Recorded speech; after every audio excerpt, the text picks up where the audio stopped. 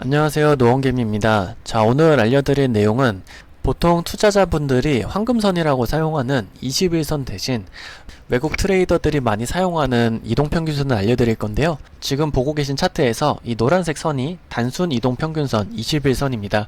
이 단순 이동 21선을 황금선이라고 보통 부르고, 이 21선을 깼을 때 보통 추세가 전환되거나 가격의 상승과 하락 추세를 판단하는 지표로 사용합니다. 그래서 메타트레이더 기준으로 왼쪽에 인디케이터 항목에서 이 추세형을 누르게 되면 이쪽에 무빙 에버리지라는 이동평균선을 뜻하는 영어가 있는데, 요거를 이렇게 드래그해서 가지고 오시면은 저는 평소에 썼던 거기 때문에 여기 표시가 돼 있는데, 리니어 웨이티드 선형 가중이라는 뜻입니다. 그래서 국내 증권사 사용하시는 분들은 가중평균이라고 아마 되어 있을 거예요. 그리고 기간은 17로 하시고 단순 종가가 아닌 시가로 표시를 하게 됩니다. 그리고 뭐 색상은 여러분들께서 편하신 색상으로 하시면 되고요. 그렇게 되면 저 같은 경우에는 이 청록색의 17선이 표시가 될 거예요.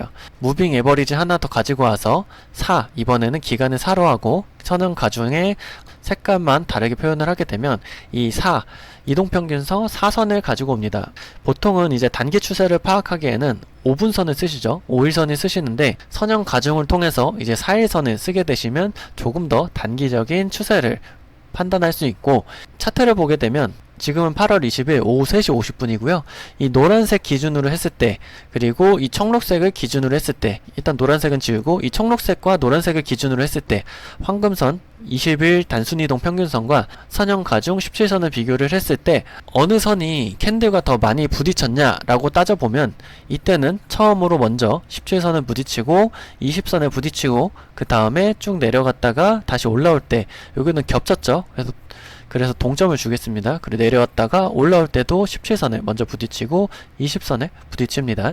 그리고 볼린저 밴드 상단에 부딪히고 내려올 때도 17선에 먼저 부딪히고 20선에 부딪히고 다시 올라가죠. 그래서 다시 올라갔을 때도 여기 17선을 정확하게 지지해주고 반등, 그리고 내려올 때도 여기는 17선을 닿지 않고 반등, 닿지 않고 반등, 그리고 볼린저 밴드를 찍고 이탈했다 다시 내려올 때도 17선은 닿았지만 20선을 닿지 않고 반등, 다시 내려올 때는 17선을 찍고 내려오고 20선을 지지하는 듯 보였지만 다시 옆으로 횡보하면서 올라갈 때는 20선과 17선에 동시에 닿았을 때 이런 식으로 움직이게 됩니다. 그래서 현재 차트 말고 이렇게 하루 정도 전 거를 비교를 하더라도 이 볼린저 밴드 상단을 가기 위해서 이 차트가 내려왔다가 올라갈 때 이렇게 볼린저 밴드를 찍고 내려올 때 17선을 정확하게 지지하고 올라갔다가 17선 닿고 쭉 올라갔다가 깨고 내려올 때 17선 찍고 내려가죠.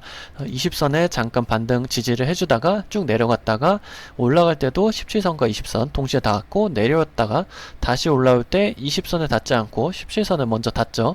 그래서 지금 제가 말씀드리고 싶은 건 뭐냐면, 이 20선보다 17 가중 평균이 조금 더 최근 주가에 민감하게 반응을 할 뿐더러 이제 종가가 아닌 시가로 한 이유는, 종가는 매번 캔들마다 이 변동을 하게 되어 있어요. 그래서 종가 기준으로 변동을 하는데, 시가는 이 캔들이 완성되기 전에 이미 형성된 가격이죠. 그래서 이 17 가중 평균은 시가를 기준으로 했을 때 이 지표가 다음 캔들의 시가만 지정이 된다면 변화가 없습니다. 하지만 이 노란색 이동평균선은 종가를 기준으로 많이 사용하기 때문에 캔들이 완성되기 전까지 계속해서 움직입니다. 그래서 타임프레임이 뭐 1시간 4시간 이렇게 길어지게 되면은, 그래서 이 캔들이 종가가 형성되기 전까지 이 20선 같은 경우에는 계속해서 움직여서 지지와 저항을 명확하게 표현하기가 힘들죠.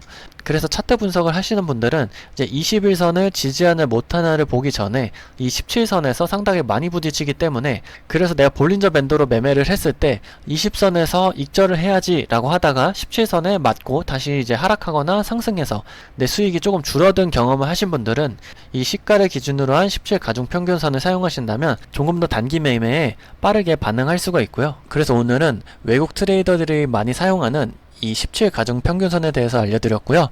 한국에서는 보통 종가, 시가, 단순 이동 평균인지 가중 평균인지 지수 평균인지 이런 거에 대해서 세분화해서 사용하시지는 않지만, 이 선물 옵션이 들어간 종목들은 위아래로 모두 매매가 가능하기 때문에 기관 투자자들이나 이 시스템 트레이딩을 운영하는 사람들은 대중적으로 쓰는 지표보다 한 발짝 빠른 지표를 사용하고 있습니다. 그래서 여러분들도 차트에 각자 표기를 해보시고 직접 한번 20선과 이 17가중 평균선이 어떤 차트가 먼저 닿고 지지 저항을 보여주는지 직접 한번 확인을 해보시길 바랍니다. 영상 끝까지 시청해주셔서 감사드리고요. 여러분의 성공을 진심으로 응원합니다. 감사합니다.